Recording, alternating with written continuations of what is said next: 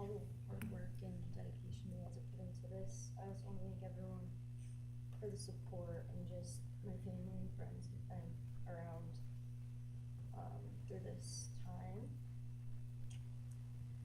I went back and forth on whether to speak today because the truth is you don't deserve power over my feelings, my words, or me. Thank you. In the end, I realized this moment isn't about you. It's about justice for Xana, Ethan, Kaylee, and Maddie. It's about honoring the beautiful people they were and still are in God's eyes. On November 13th, 2022, a piece of my heart was ripped away. There's no way to ever fully describe the weight of losing my sister, my best friend. No sentence or punishment will ever come close to the justice Xana, Ethan, Kaylee, and Maddie deserve. Xana was everyone's best friend. She was kind, she was funny. She was a gift to each person she was able to make an impact on. Xana was someone I turned to when I needed direction or advice. Although I am her older sister, I often found myself looking up to her. She had a radiant energy that everyone loved, and she always knew the right way to approach a problem. She knew how precious and special life was, and she truly did live every day to the fullest.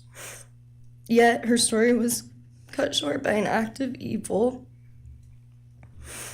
I believe in a God whose justice is not bound by this courtroom. I find peace knowing that judgment ultimately belongs to him.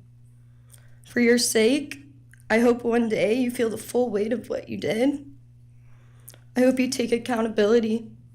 I hope you truly experience the guilt and you surrender yourself to Jesus Christ. Because no punishment on this earth can ever compare to the isolation and pain of eternal separation from God. Xana deserved more. They all did. But I come here to say this. I am strong. I am brave. I'm a fighter, just like Xana. And you don't get to control how I move forward or what I believe. I walk with the comfort of knowing I will see my sister again. Xana didn't get the future she deserved. She won't be the maid of honor at my wedding, the cool aunt to my future children. I'll never hear her laugh or see her light up a room ever again. But I will carry her with me for the rest of my life. I will live in her honor, fight to be the best kind of woman and someone she's proud of, to make sure the world never forgets who she was. Xana's story doesn't end with what was taken from her. It lives through the love she gave, the people she touched, and the legacy our family will protect. Her light still shines, and her voice will echo louder than this pain. You didn't take that from us, and you never will. Thank you.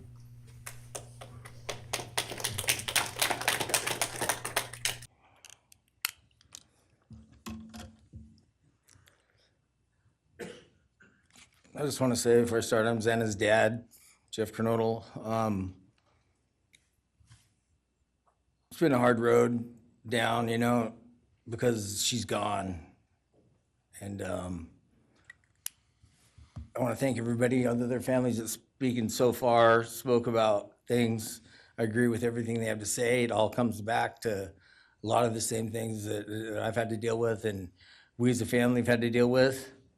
And that brings me, basis of what I'm talking about a little bit is on my way up here, flying up here in the plane, and about halfway through the flight, this little girl is calling out for her dad.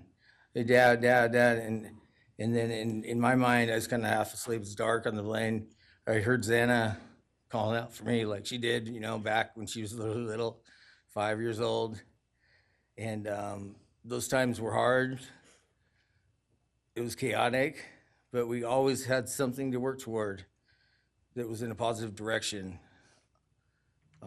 compared to right now, which is necessarily not as positive as that for sure. I know not, I miss Xana a lot. My life's been changed, and Xana had a great impact on me. And the impact was when she was gone, I realized how important she was and what she really did for me, influenced me, was way beyond what I ever thought. She'd call me up on the weekends, check on me, see who's with me. She's like accountability to your youngest daughter. And that really made a big difference. It made me really think about things and what it's all about, you know? That's the things that I miss the most, is those calls on the weekends, the calls at 11 at night. What's going on? You want to meet my friend? You know, whoever she's with, a couple of her friends, I can meet them, talk to them. And she always did that. And it's pretty cool. Pretty cool. I really miss that. And she made a big impact on me, on other people, her family. But the impact that she made is so extensive on what happened here. And it goes so far. People from everywhere in the world, you know, are following things, and Xana has made a difference in their lives. So, you know, countless people told me that. They might not even know her. They never knew anything about her. It's what they see, and they just love her and say how they wish she could have been their friend.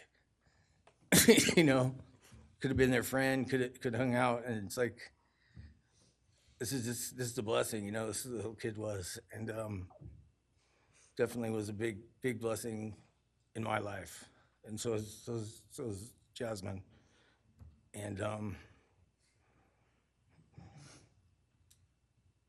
basically, you know, we worked hard to do the things we did, you know, through the times they were growing up, and through those times, I realized that I wanted both of them to graduate college, and that'd be the ultimate thing for them to do to prepare for the world.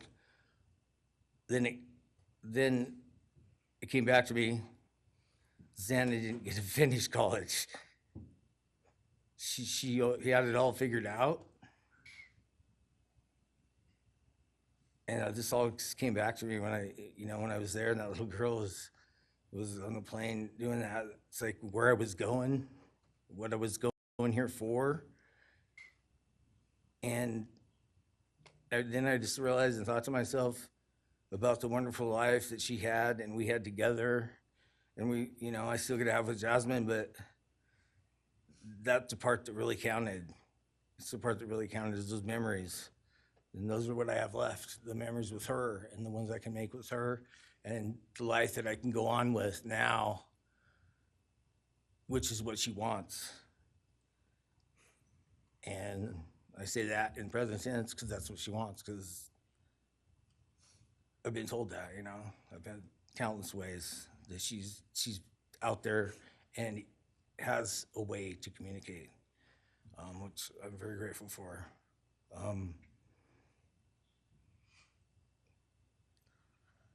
That goes to say that the impact of what happened to them, all 4 kids, goes so much further than just not me, the parents, the families, the community. It goes so far, because a lot of kids, you know, in the colleges, just for an example, they locked their doors now. The door wasn't locked in the back. You know, at Penn State or wherever it was, all the colleges, I know that I've heard, they all lock their doors now. So maybe the impact that it's gonna make is gonna help out and maybe protect some people. Having this outreach and having the influence of what these kids, what happened to these kids did, you know? All I know is I was 7 miles away when it happened, and she wasn't feeling that good. It was 11:30, and I almost went over to Susanna's to say, and I would have been sitting right there on that couch, and you had to deal with me. So they would have had a chance, and I regret that, and I regret not going. But the reason why I didn't is because Susanna said, don't be drinking and driving. You got the rental car, don't be drinking and driving, the week before that. So she was, she would have been mad at me to do that. But I really wish I would have drunk and drove, because they would have had a chance, all four of them. At this point, I just have to go on. We're gonna go on with everything and make things better in my life, because that's what it's all about. Have closure in things. And the part that we miss is Xana, her influence, her smile, the things that she did. And we have the memories left, the great memories. And she just wants us to make more memories and not be sad or upset or shocked or taken for that, And that's what we're gonna do. We just have to.